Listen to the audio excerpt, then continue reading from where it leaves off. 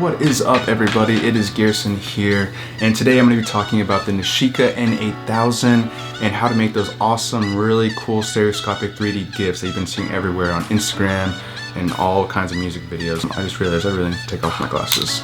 There, gets rid of that glare. My skin looks really oily. Anyway, I first saw this effect on a Mura Masa, I don't know how to say it, Mura Masa music video. And I saw that and I was like, I need to learn how to do that. That's so cool. I've never seen anything like that. So did some research and I'm here to share that with you now. First things first, this little puppy right here, the Nishika N8000. I think this sells probably about $200, $250 online on Amazon. I was lucky enough to get this for 50 bucks on Facebook Marketplace. It doesn't necessarily have to be this brand and this type. There's a lot of other different 3D different cameras, and they all pretty much do the same thing. So this one's just like a regular 35mm film camera. So any 35mm film will do. I recommend this one, the ISO 400 speed, just because I had the 200 before, and it was just way too dark. Nothing showed up. So with the 400, definitely looks a lot better. Quick tip with this thing is the different aperture settings right here. So this bottom one is an f-stop of 8. I think it's an f-stop of 8. I might be wrong. This middle one is an f-stop of 11. And this top one is f-stop at 19. So I just keep it on the bottom one because f-stop of 8, that's already kind of dark. And so that way I can just keep that as open as possible. Next thing, I really recommend using a flash, and this one is not a fancy flash by any means. I just ordered this online on Amazon. I think it was about 30 to 40 bucks. And so I just put this like on the medium power, whatever thing. And it just gives it like a really cool, hipster, trendy kind of vibe when you take the picture of it. So I really recommend you getting this. I'll just go ahead and link the description of that below. Okay, now that I covered this thing, let's get into the tutorial. Okay, so first thing is first, we have our Photoshop application open, and I pretty much just use the default Photoshop size. The only thing I just changed the vertical orientation. So go ahead and create that. Alright, so there we go. We have our clean slate here. This is where we're going to put our pictures.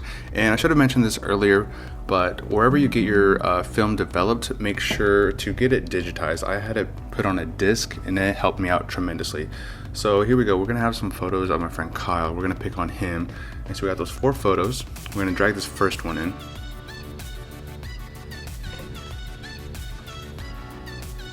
Okay, so we're going to go ahead and just put it upright, negative 90 degrees. And that looks about right. So then we're going to go ahead and just enter to place it. Okay, then we'll go ahead and just bring in the other photos as well. And we'll go ahead and fast forward through this.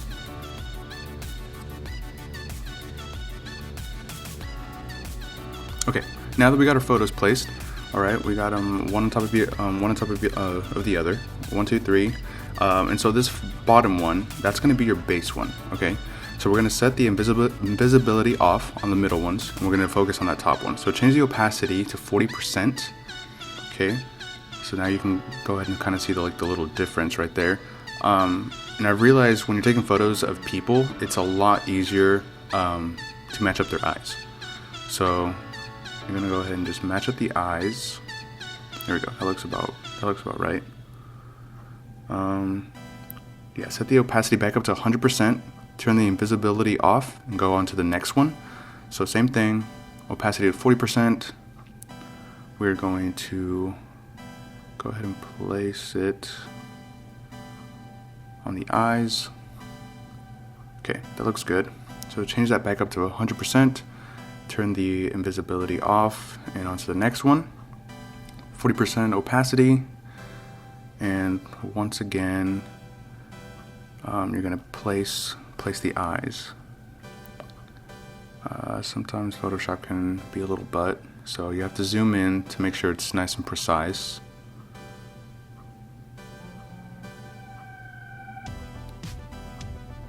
Okay, that looks about right.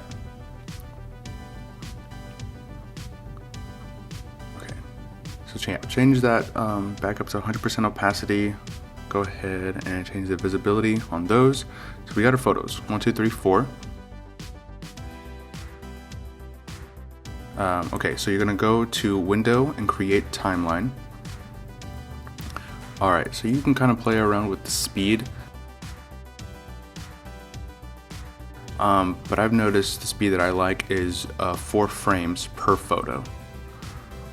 So go ahead and just change that to 4 frames.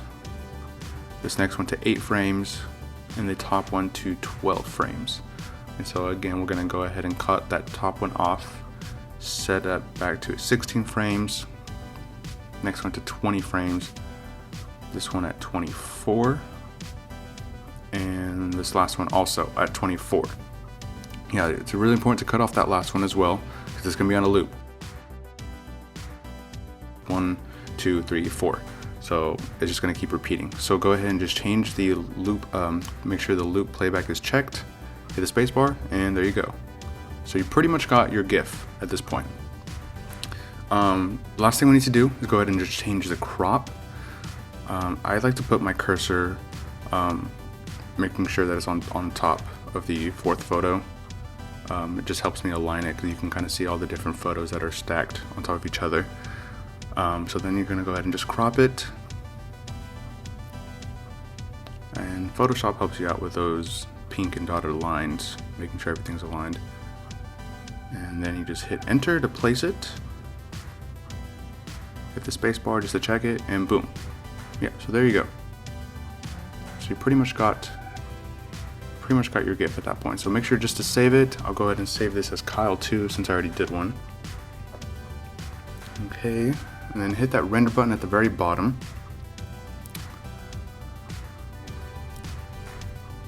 Make sure it's at the proper location where you want it saved, then hit render. Alright. So the next thing you want to do is go ahead and place it into the editing software of your choice. I use Adobe Premiere. And this is where the magic happens, really. This is where you get to play around with it as much as you want. So yeah, that looks good. I'm going to take off the audio. I don't need that. Yeah, that looks good. We're going to go ahead and change the scale of it. I don't want those black lines on top. There we go. Okay, so then you just copy and paste as many times as you want, and boom, there's your loop. So yeah, that's pretty much it. So it really is just trial and error. It took me about a month to get it just how I wanted it. I'm gonna leave my Instagram below. Go ahead and follow me and tag me in the pictures, videos that you post. I would love to see your work and just see how creative you guys are. Hopefully this video helped you out, and I will see you till next time.